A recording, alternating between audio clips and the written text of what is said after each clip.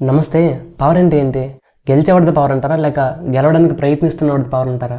ఈ రోజు మనం మాట్లాడుకున్న వ్యక్తిని గమనిస్తే మాత్రం ఆయన ఒక విచిత్రమైన పవర్ అనిపిస్తుంది. ఆయన సినిమాకి వస్తే కోట్ల మంది అభిమానులు గుండెల్లో పెట్టుకుంటారు. ఆయన రాజకీయాల్లో అడుగు పెడితే ఎవ్వరూ ఊహించిన ప్రశ్నలు పుట్టుకొస్తాయి. సినిమా స్టార్ గా దేశం మొత్తం తెలిసిన ఒకే ఒక వ్యక్తి, రాజకీయ నాయకుడిగా ఓటమిని కూడా ధైర్యంగా స్వీకరించిన ఒకే ఒక వ్యక్తి, ఆయనే మన కళ్యాణ్ గారు.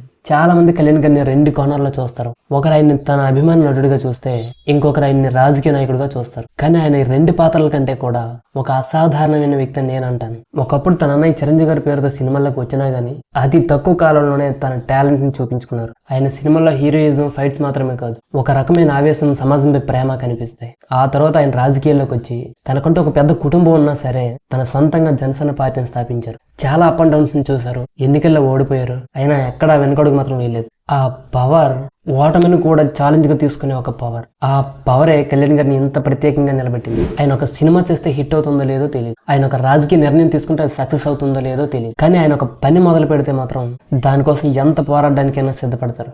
ఎన్ని సవాళ్ళు వచ్చినా సరే వెనక్కి తగ్గరు. అందుకే ఆయన సినిమా ఫీల్డ్ లో అయినా రాజకీయాల్లో అయినా సరే పవర్ స్టార్ అంటారు. ఆయనలో ఉన్న పోరాట పటంకి, అంకిత భావానికి, అన్నిటికీ మించి ఎవరికీ తెలియని ఆయనలో ఉన్న ఒక పవర్.